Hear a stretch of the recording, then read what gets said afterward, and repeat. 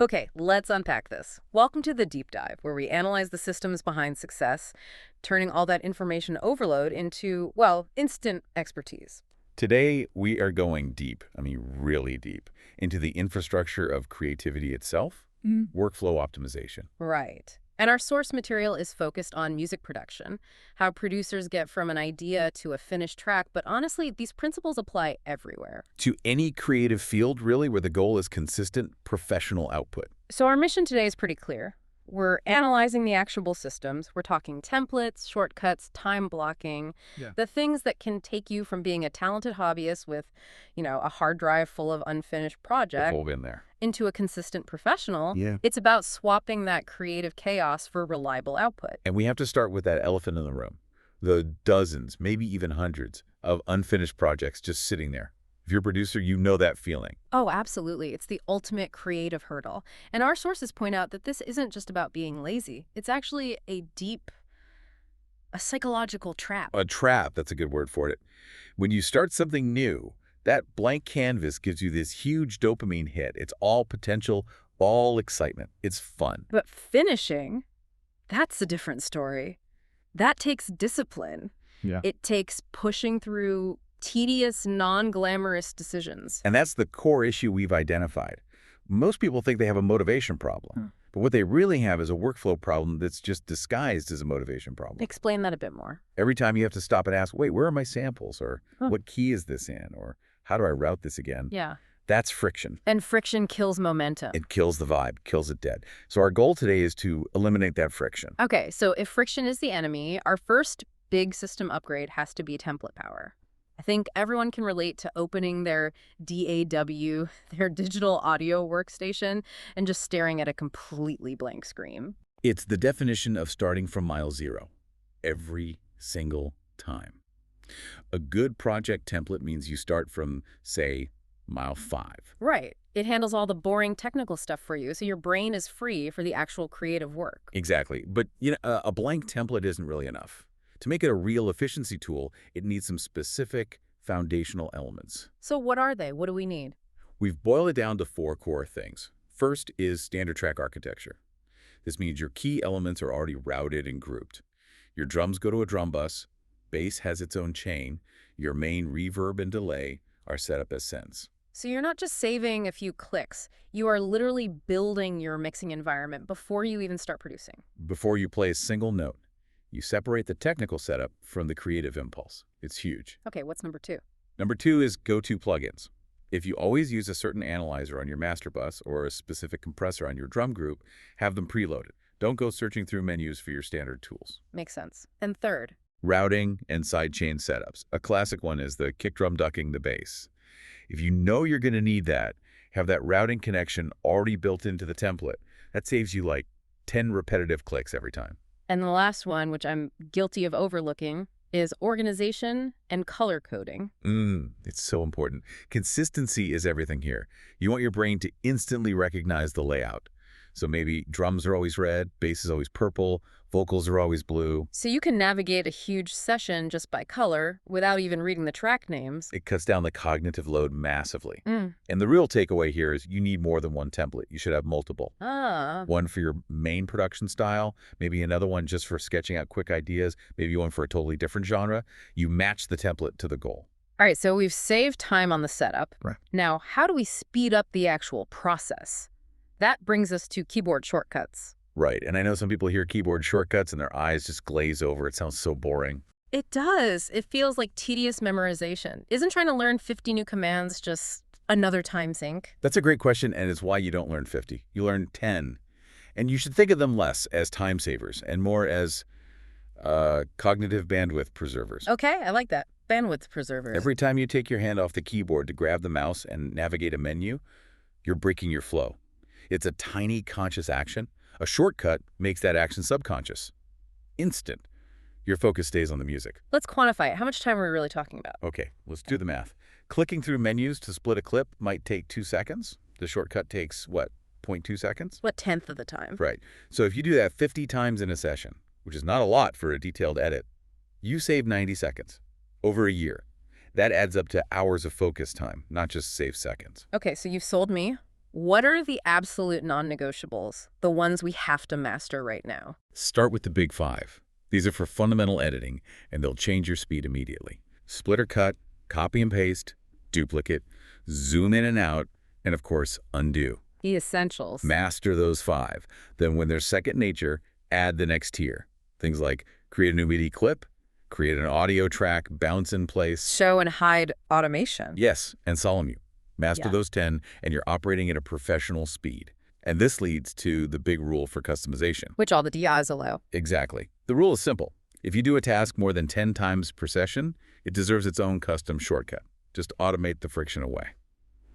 All right, let's shift gears to maybe the most powerful idea for long-term consistency, task-based production. This is all about separating the creative brain from the technical brain. This one hits home for so many people. You know the feeling, you're trying to write a melody, but then you stop to perfectly mix the kick drum. Then you go back to arranging, then you get lost tweaking a synth patch for an hour. It's this exhausting, constant task jumping. That jumping is what cognitive scientists call context switching. And for creative work, it is productivity poison. Poison. Your brain has two very different modes. There's creative mode, that's for generating ideas, experimenting, playing. Then there's technical mode, that's for editing, mixing, organizing. And when you jump between them, You force your brain to constantly recalibrate. It leads to exhaustion, burnout, and critically, a whole lot of unfinished music. so the fix is to block out your time, but not by project. You block it by the type of task. Precisely. You schedule a sound design session, and that means you're only doing sound design. Making sounds, saving presets, building your library. You do no mixing, no arranging. And then an arrangement session means you're only arranging. The sounds are already picked out. You're not getting lost in synth parameter. Exactly. It keeps you in that flow state for longer. You get so much more done in less time because you're not constantly draining your mental battery switching hats. Okay, we have to talk about the unglamorous stuff now. The thing that really separates the serious from the casual, file management. For a new producer, why should they care about naming files perfectly? It feels like homework. It feels like homework until a big opportunity lands in your lap. The chaos costs you. It costs you money. It costs you opportunities. How so? When a record label asks for the stems of a track 6 months after you finished it, or you want to recall an old project to sample something, you either have a system or you have chaos.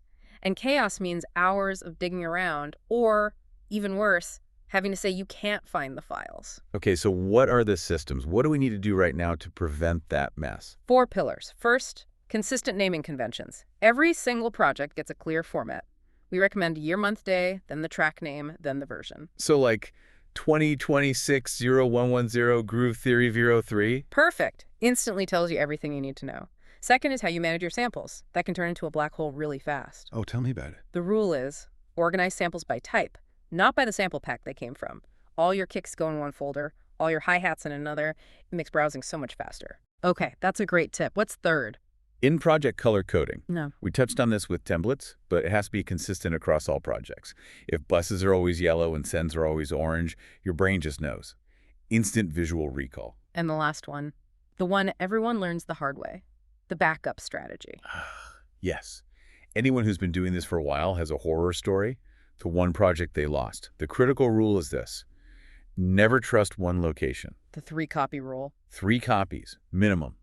Work off a fast internal SSD, have an automatic backup running to an external hard drive every night, and put your most critical projects in cloud storage. You have to assume your drives will fail. It's a when, not an if. Okay, so to deal with that initial paralysis, that perfectionism that stops so many ideas before they start, our sources recommend the sketches first method. This is all about giving yourself permission to be messy, which, a lot of creatives really struggle with. So how does it work, this idea of intentional sloppiness? Instead of sitting down to write a perfect 6-minute epic, you just commit to making quick, rough sketches, like an 8-bar loop. Basic sounds. Just get the core idea down. So the goal is quantity, not quality at this stage. Exactly. Quantity and idea capture. It lowers the pressure because you know you're not committing to finishing this thing right now.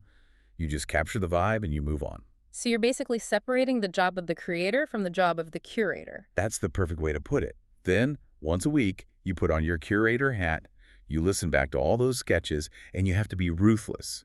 Maybe only 1 in 5 actually has real potential. And those are the ones that get promoted to the next stage. Those are the ones that get promoted to development. The rest just get archived. It forces you to be objective. You stop forcing every idea to work just because you spent time on it. Which, paradoxically, means you end up finishing more high-quality music. You curate your best ideas instead of fighting with your mediocre ones. So this whole framework, it doesn't matter how good your templates are, it all comes down to the hardest part. Discipline. If you want to go pro, you have to treat this like a job and not just a hobby you do when you feel inspired. The tools for discipline are actually pretty straightforward, but they do require commitment. Number one is time blocking. You have to schedule specific, sacred studio time. Phone off, door closed, you are unavailable. It's a non-negotiable appointment with yourself. Absolutely. And for structuring that time, we really recommend the 90-minute block method with 15-minute breaks. Why that specific structure? The 90-minute block is long enough to get into a deep flow state. But crucially, each block has one focus, sticking with that task-based idea. And the 15-minute breaks are mandatory. They reset your ears and prevent burnout. But what about those days? The days you sit down, you open the DAW, and just nothing comes. The inspiration isn't there. A professional shows up anyway. Discipline beats motivation every single time. The rule is simple. Start the session anyway. Just force it. Just start. Open your template. Do something. Anything.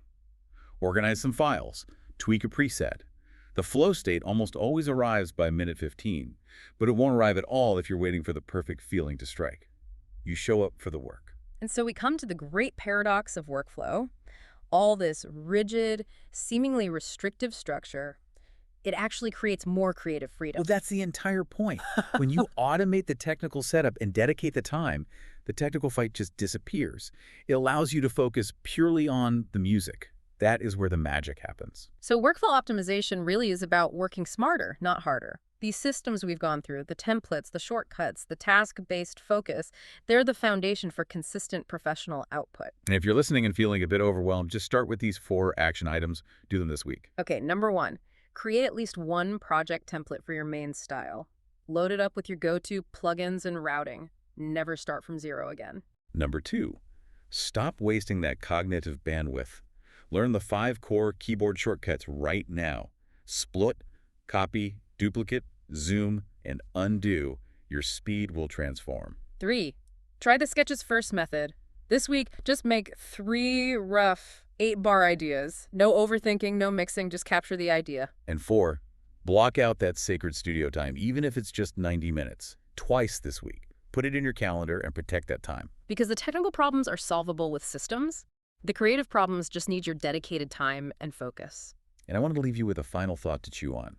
What if that structure you've been resisting is actually the ultimate creative accelerator? What if the system you implement today is the seed for your best track yet? Just because you finally gave the idea the focus space it deserved. Apply the knowledge, build your systems, and keep creating. We'll catch you on the next deep dive.